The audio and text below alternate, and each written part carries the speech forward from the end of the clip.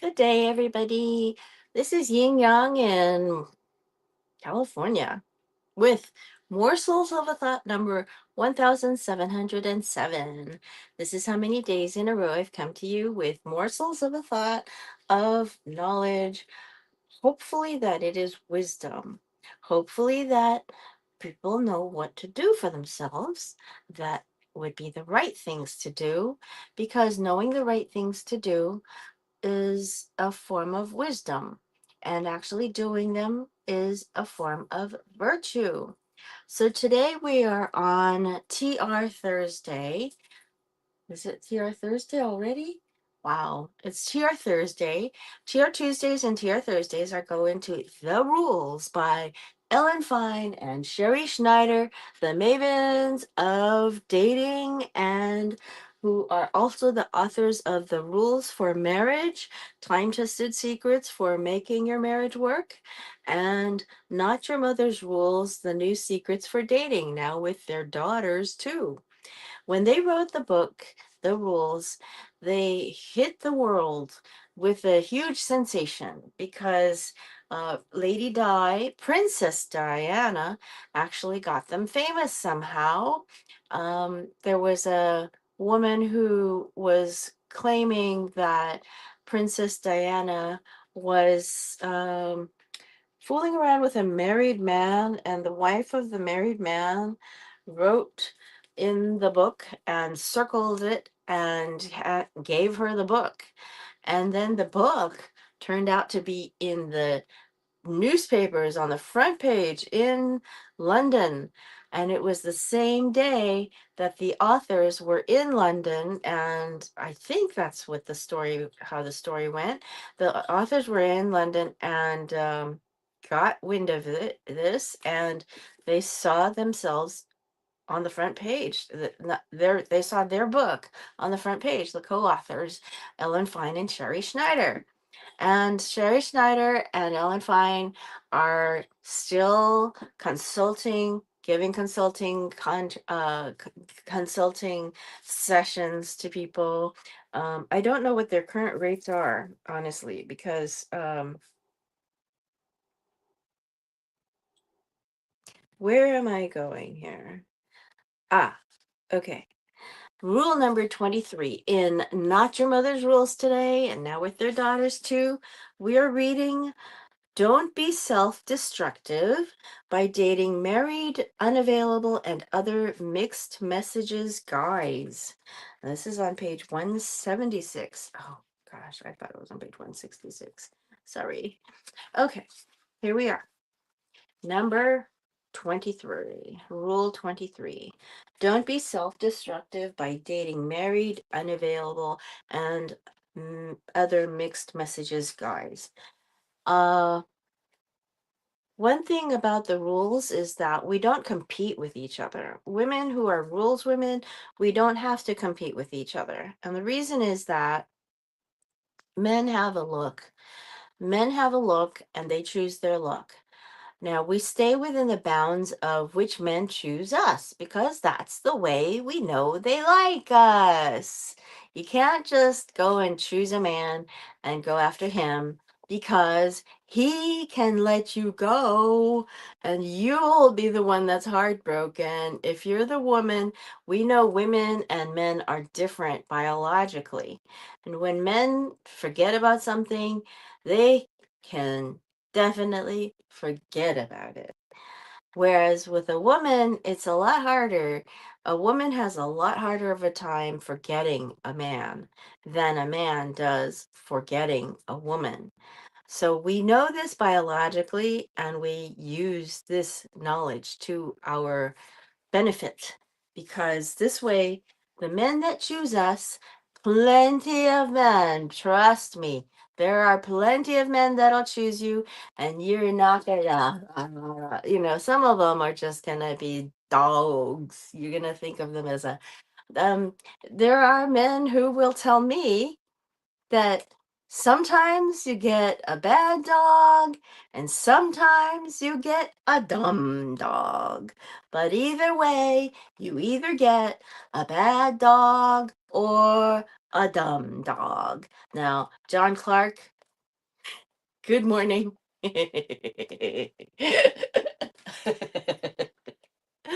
Good morning. And I hope you don't take offense. Hey, a man told me this. I didn't make it up.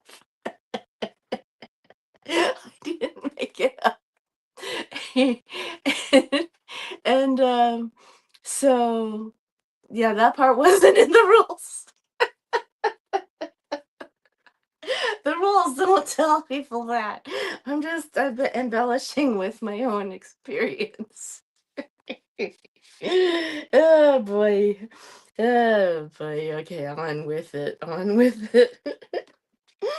Okay, the authors are saying, the co-authors say, as we wrote in our first book, dating a married man is not only dishonest and wrong, but a sign of low self esteem and desperation, and nothing a rules girl would ever do. It's also a complete waste of time, as married men rarely leave their wives for the other woman. And even if they do leave, there is no guarantee that they will marry you, the homewrecker. And even if they do marry you, they will probably cheat on you too. So run the other way. It used to be that the only way a guy could cheat was to go to a bar or come on to his secretary or coworker. Today's world has opened up new avenues, and cheating has never been easier. Furthermore, social networking sites, online dating communities, text messaging, and email have made inappropriate or fantasy relationships with unavailable men accessible at the stroke of a keyboard. Some women reconnect with high school or college sweethearts on Facebook only to find out after a month of chatting that he is married and conveniently omitted his relationship status on his profile. Other women friend guys they meet at work or school on Facebook and end up in equally inappropriate or fantasy relationships with unavailable guys. We are reading morsels of a thought of wisdom, hopefully, that we know the right things to do, borrowing wisdom from educated authors, co authors such as Ellen Fine and Sherry Schneider. And these are in the book Not Your Mother's Rules, The New Secrets for Dating, and Now with Their Daughters, too. Natalie, a 21-year-old college student, had a crush on her college professor, so she friended him on Facebook. He immediately accepted and was unprofessionally friendly. The relationship escalated quickly. They texted and messaged each other morning, noon, and night. Within weeks, they were hooking up in hotel rooms near campus. They were having a torrid affair. He told her he was unhappily married and planning to leave his wife, who was not on Facebook and had no idea what was going on. He constantly complained about his wife when they were out on dates, giving Natalie false hope that he was gettable. In the beginning, he took her to fancy restaurants, but within a month, they were eating happy meals in bed. By the second month, it was just sex, no dinner. This lack of courtship is typical when you sleep with a married man. He starts to treat you kind of like a hooker. Natalie began complaining that she didn't see him enough, certainly never on weekends or important occasions. She asked him at least she asked him at least to take her out to dinner for her birthday. He said he would see what he could do, and then bailed on her at the last minute because his wife's sister was in town and he was, quote, stuck, end quote. He said he would make it up to her and send her cheap flowers. The following week, Natalie was texting him almost nonstop, but getting no response. She messaged him on Facebook, "Where are you? What is getting on? What is going on?" He wrote back, "My wife is pregnant. I realized I do love her and want to work things out. Sorry, but I can't see you anymore." He then blocked her on Facebook. Natalie was devastated and didn't go to class for a week. She could barely get out of bed, much less study. She lost not only her self respect, but also 6 months of her life to a cheater and a liar. And because she had isolated from herself from her friends so as not to divulge her secret, she had no one to talk to when the relationship was over. Natalie was too embarrassed to tell anyone what happened, lest they judge her for having an affair. This is a cautionary tale. Don't be Natalie. No matter how exciting such a relationship may seem at first, it never has a happy ending. The heartache always outweighs the clandestine dates and forbidden sex. When a woman tells us she is dating or in love with a married man and wants to know what the best way is to get him, we examine her dating history and other relationships to find out why she may be obsessed with unavailable men. Invariably, we find out that one or both of her parents were emotionally distant, and that is all she knows. So, no matter how unfulfilling her tryst with a married man may be, it's also comfortable and familiar. We tell women like this to break the self destructive cycle by saying next and putting themselves out there to meet men who are truly available. I have to say, I also think that women who do this also are slightly afraid to find out what they can achieve with a man who is available because they may find themselves happy and they're a little afraid to be happy with a man who is available. I think that may happen sometimes. Rarely, but sometimes. Anyway, the authors say, you might argue, but he is so my look and type, and I never meet anyone I like. Or, dating a married guy is better than being alone. Or, he promised to leave his wife. If you find yourself making such excuses, tell the married guy to call you when he is separated and no longer living with his wife, and then don't give him the time of day. No communication and get busy dating other people. You can easily waste years having sex in cheap hotels, believing in empty promises, and spending holidays alone while he's on vacation in Aruba with his family. It's important to note that married men are not the only men who are unavailable. Sometimes a woman will reach out asking us how to get the guy in her office who stares at her, or the guy at the gym who always uses the treadmill next to her. It's been 3 months. He looks at me and he flirts with me, but never asks for my number. He never asks for my number. What do I do? Unfortunately, nothing. Sometimes guys like to flirt and are super friendly, but if they are not asking you out for coffee or drinks or a date, they might have a girlfriend. If a guy stares at you or even talks to you and flirts with you, but doesn't ask you out, it's a fantasy relationship. Don't try to make don't try to move things along by sitting next to him or innocently suggest discussing your workout regimen over coffee. You will either get rejected immediately or create a relationship that was never supposed to happen and get rejected later. Nothing good will come of it, so just don't go there. I have to say, I actually got to ask the authors the same question once because I had a coworker and he conveniently neglected to mention that he was married for 3 months. 3 months, 5 months, 3 months. I don't remember how many months, but it was months. And he was flirting with me every day that we met for work. I didn't work every day. I worked 3 days a week at that place. And he was flirting and also just making jokes with me. And I was coming back with jokes and flirting back. And then at one point, somehow it came up. I think he said his wife. And I said, "You're married?" And he said, "Yeah."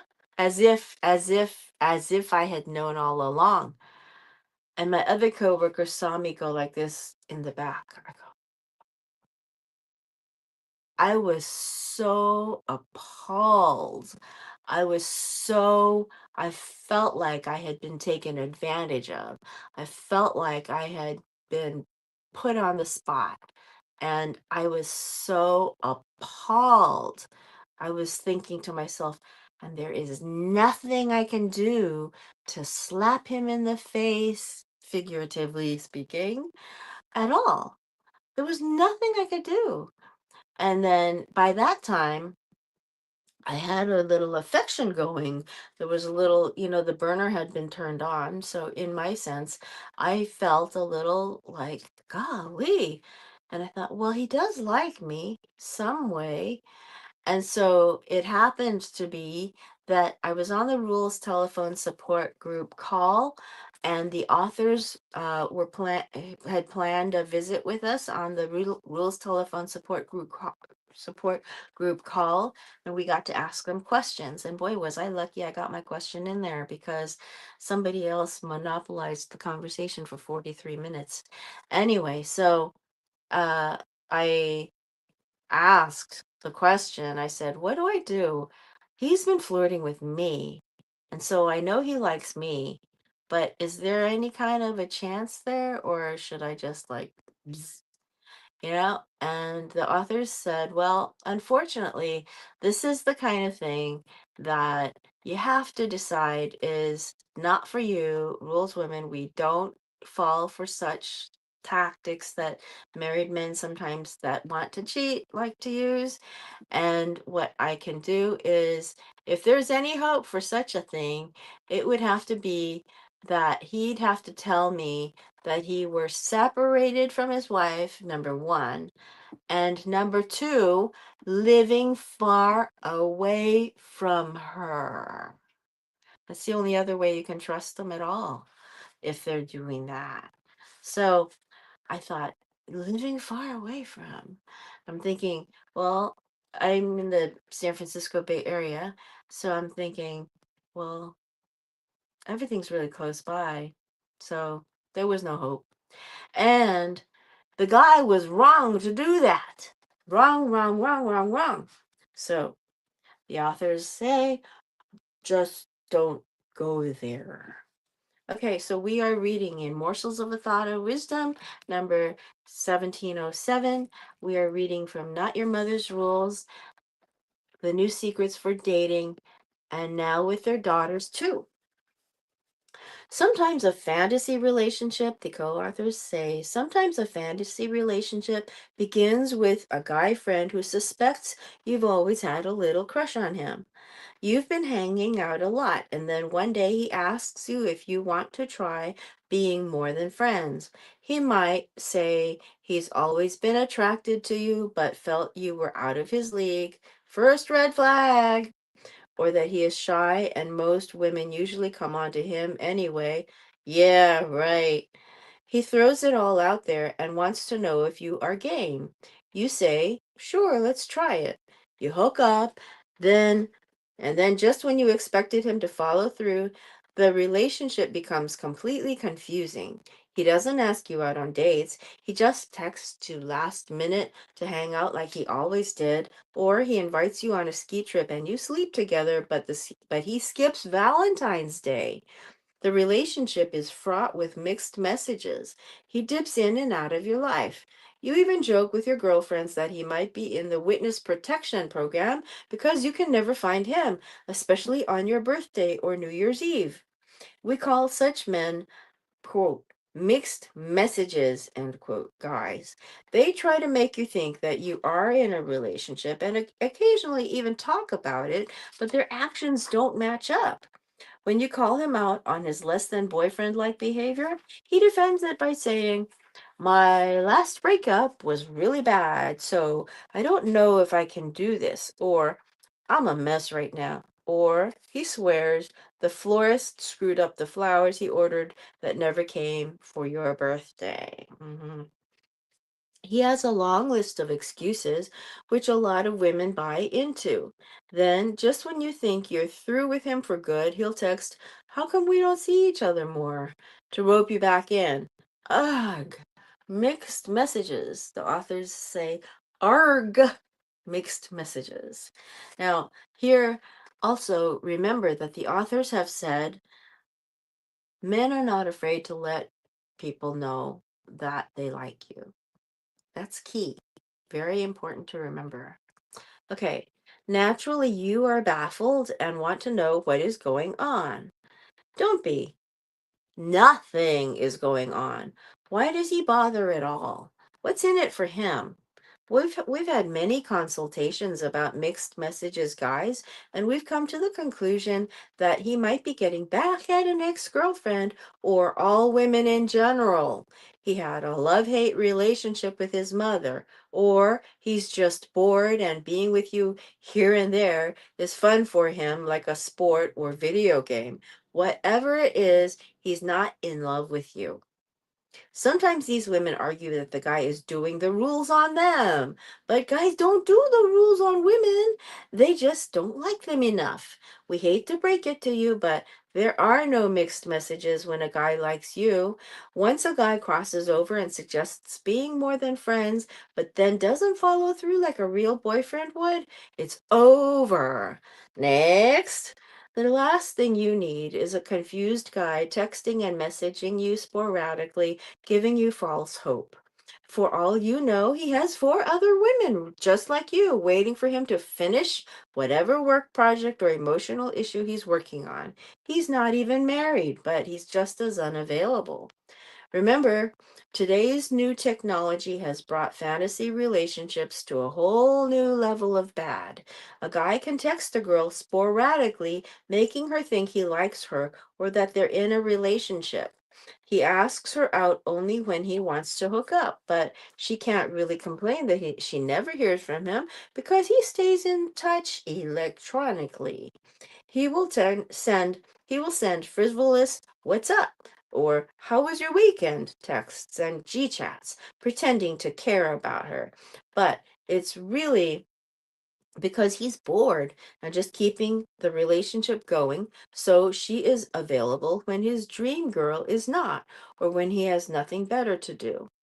Many women fall for these guys under false pretenses. They waste years in on again, off again relationships, but we tell them there is no such thing.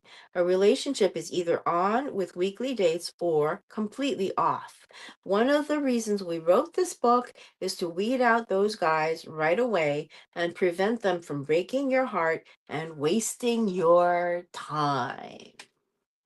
Now, don't let a man waste your time. Don't let him waste your heart. Don't let him wring your heart out to dry. Don't let him waste your time. Don't let him waste your heart. Don't let him waste your effort. Don't let him rent space in your brain.